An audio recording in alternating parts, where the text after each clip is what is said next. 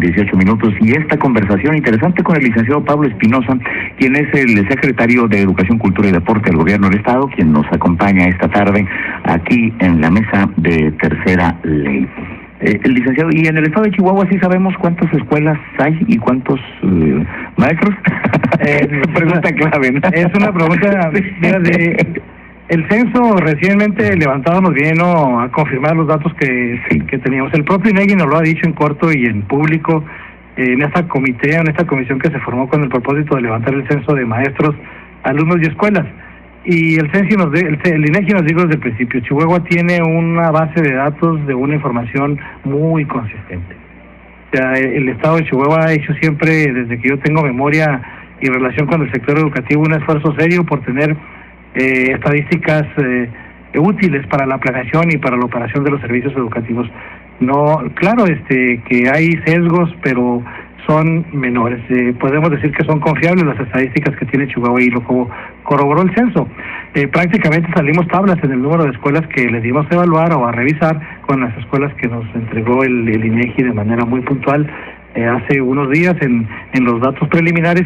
Lo mismo en el tema de los muchachos, es una cifra de diferencia de 1,000 muchachos que traemos con respecto a lo que nosotros les entregamos para validar, y que mucho de eso está fundamentalmente en las escuelas que no tuvo el INEGI la oportunidad de levantar el censo por consideraciones climáticas, y en algunos casos porque las condiciones de las localidades donde están ubicadas esas escuelas, fundamentalmente en los municipios serranos, no era recomendable que ellos levantaran el censo, ¿no? Entonces, estamos esperando una mejor oportunidad para que esas escuelas, que son 28, podamos levantar esa información, y yo sin duda creo que ahí está esas cifras que traemos de sesgo, por llamarle de alguna manera. Y en el tema de los maestros también es una información muy puntual.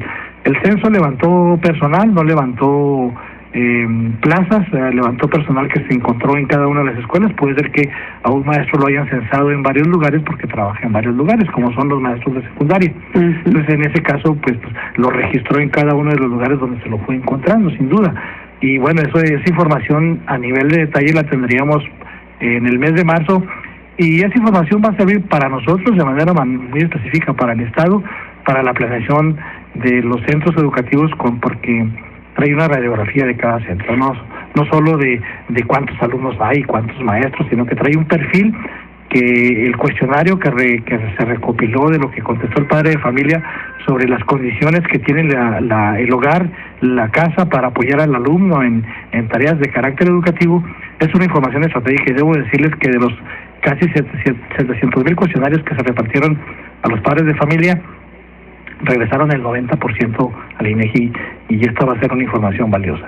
Y obviamente, bueno, las condiciones en que cada una de las escuelas están, es una fotografía muy reciente en la que nos va a permitir a dónde tenemos que ir a orientar recursos para que lo que se ha llamado la normalidad educativa pueda ser realidad en el estado de Chihuahua en los próximos años, y tengamos en una misma condición escuelas que están prestando servicio en comunidades indígenas, en el medio rural o en el área urbana, y en el área urbana en áreas marginadas, en áreas de clase media y en áreas de altos ingresos.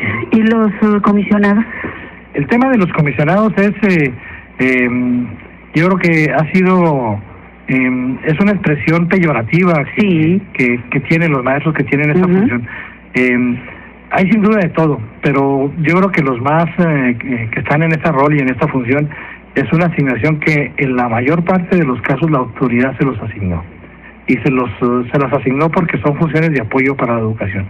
Claro, habría que definir cuantitativamente si esos que están transferidos son los necesarios, o habría que pensar en que redimensionar muchos de los programas que actualmente existen para que podamos esperar un mecanismo de regreso. Hay una política que la vamos a implementar para que nada más nos quedemos con 8 de los 25 programas que están referenciados en el Estado. 8 programas que realmente tienen un impacto positivo en el desempeño y en el logro educativo. Los demás, de alguna manera, muchos son repetitivos o son parte de, pero que no tienen el impacto porque no ingresan al aula, no entran al aula, no alteran lo que funciona o lo que sucede en el aula, y esos programas sin duda pues habrá que hacerles un acta de función, cancelarlos. De 25 van a dejar 8. 8 programas. Uy, pues está bien el recorte, ¿no? Y esos 25 que no han comisionado, pues que se regresen a lo suyo. Y bueno, de alguna manera hay programas como por ejemplo escuelas de calidad, que tiene una estructura para que opere el programa, pero en cada uno de los sistemas tiene otra estructura. Entonces, nada más se va a quedar en la estructura que opera a nivel estatal, la que tiene el programa y la que tiene financiamiento para operar. Los otros, los que están en cada subsistema, tendrán que regresarse a las funciones que atienden para que con este personal que tiene ya transferido escuelas de calidad como programa a nivel estatal, lo opere, por ejemplo, ¿verdad? Que es un programa emblemático con el que nos vamos a quedar sin duda, ¿no? Ese es un tema importante para que podamos atender esta agenda de ir regresando a los que se deban de regresar, porque también hay que decirlo, hay maestros que están transferidos y que no pueden regresar a dar clases, ¿no? Porque aquí lo que se trata es de que el alumno gane, ¿no? Muchos maestros fueron transferidos precisamente por tener una relación no muy amigable con los muchachos, con las niñas, con los niños, y esos maestros no pueden regresar. Sí, pero tampoco se les puede estar pagando y ahora que hay que transferirlos a funciones específicas de administración de la educación y que desempeñen una función útil, y obviamente, bueno, en dado caso que tampoco lo puedan realizar, hay que generar un proyecto y un programa de retiro. Definitivo, ¿no? Maestro, ¿tenemos información ya de otros programas también que van a ser cancelados? No quisiera ahorita adelantarme porque todo eso está en proceso de consenso.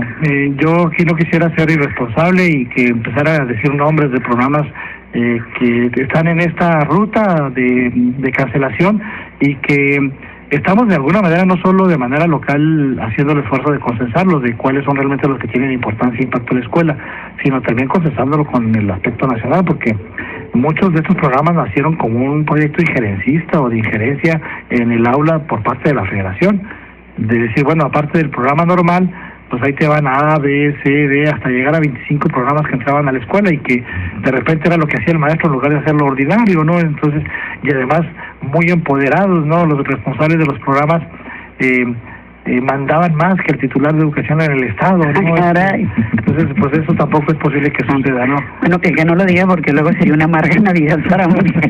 Saber que esto se puede acabar. Licenciado, mencionaba usted hace un momento la complejidad del proceso educativo en el estado de Chihuahua. Siguen dando, supongo, impartición de la enseñanza en otras lenguas aparte del castellano. ¿En cuántas lenguas? Bueno, sobre todo en el tema indígena, ¿no? Hay 22,000 niños que reciben educación indígena y que están recibiendo enseñanza en su lengua materna, y que aquí hay, bueno, obviamente muchos retos. O sea, esto de decir que estamos enseñando en lengua materna tiene muchos déficits, porque en algunas lenguas maternas no tienen escritura, no se pueden editar materiales, no se puede, todo es oral, y bueno, obviamente pues esto es complicado, ¿no? Porque no hay materiales educativos de apoyo. Entonces, en ese tema hay un ejercicio y hay un trabajo muy puntual en ese sentido.